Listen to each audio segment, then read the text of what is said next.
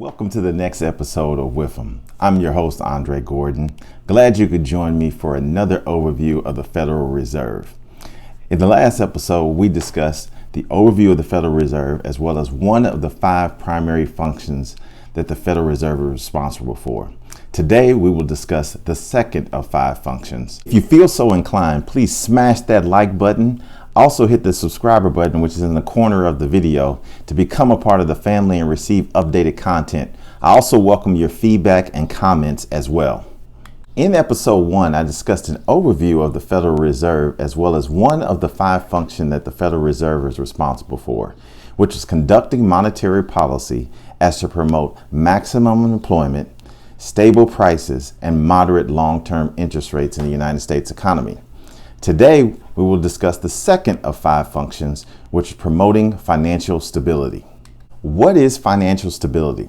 Well, according to the Federal Reserve definition, a financial system is considered stable when the financial institutions, including banks, savings and loans, and market resources, are able to provide households, businesses, and communities with the resources, products, and services that they need in order to invest and grow and participate in a well-functioning economy.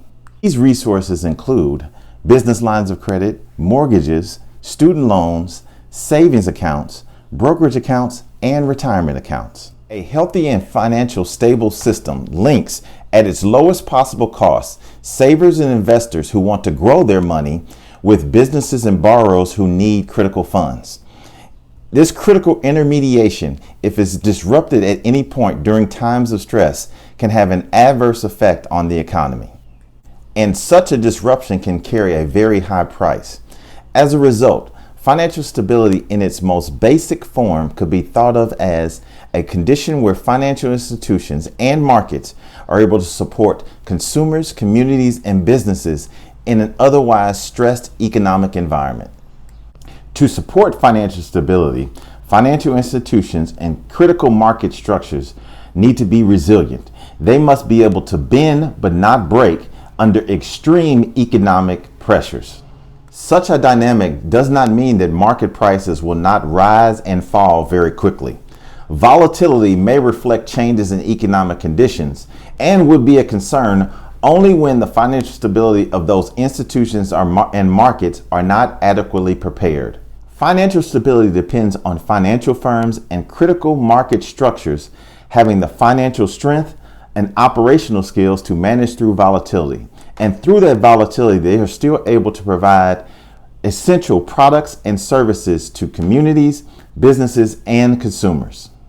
The Federal Reserve and other bank regulators have long supervised banks and financial institutions so that they are run in a prudent and safe and sound manner and are not taking excessive risk.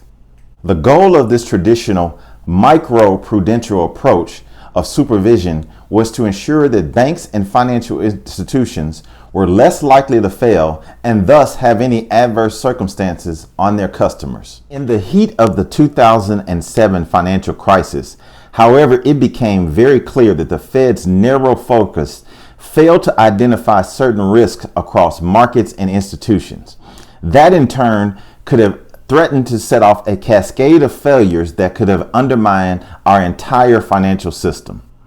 Thus, a central element of the Dodd-Frank Act, the landmark legislation in response to the 2007 financial crisis, was the requirement that the Federal Reserve and other regulatory agencies look across the entire financial system and adopt a more macro-prudential approach regarding supervision and regulation. There are several types of financial system vulnerabilities and risks that the Federal Reserve regularly and systematically reviews.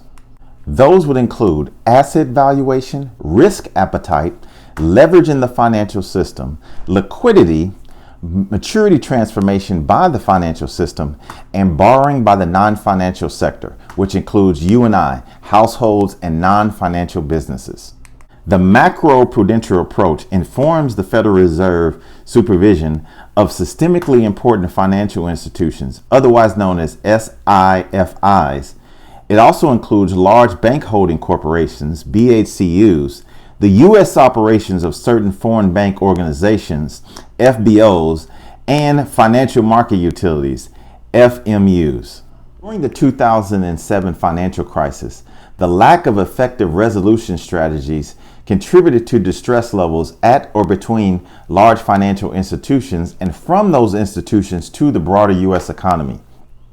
The Federal Reserve, in conjunction with other regulatory agencies, have continued to develop effective resolution and recovery strategies with those large institutions in the event of distress or even failure. One side note to that comment around the Fed's responsibility. Look at the news over the last several weeks at the Fed's implementation of certain recovery and resolution strategies for large financial institutions that may be in distress due to this pandemic or on the brink of failure. It is actually being in play right now. Enhanced supervision, which was a part of the Dodd-Frank Act for SIFIs, includes the stress test.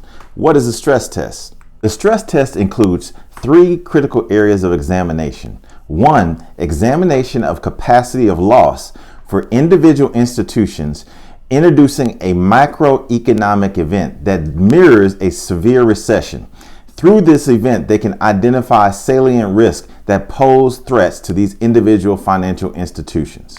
Two, conducting horizontal testing across all large institutions to see if there are any correlating exposures as a result of a severe economic event. Three, consideration of any counter distress that is amongst interconnected firms across the entire financial system to see if there's a ripple effect that one firm starts to have distress or failure, it then can spread to others across the entire system. Through both venues, the Federal Reserve is engaged with the international community in global monitoring of the entire global financial system and with the promotion of sound policies that are effective across all countries. Okay, so you're probably asking, what is the WIFM? The WIFM regarding the Fed's promotion of financial stability is that the Fed is in place to make sure, irregardless of the economy in the United States or internationally, that when either you or I go to the many thousands of financial institutions across the globe and complete a transaction, whatever that transaction may be, that it is highly probable and reliable that that transaction will be completed thoroughly and efficiently. And there you have the second of 5 functions for the Federal Reserve, promoting financial stability. Thank you again for tuning in to this episode of WIFM. Please be sure to smash the like button and the subscribe button to become a part of the WIFM family. I look forward to seeing you on the next episode of WIFM, where we will dive into the third function of the Federal Reserve. Thanks for tuning in.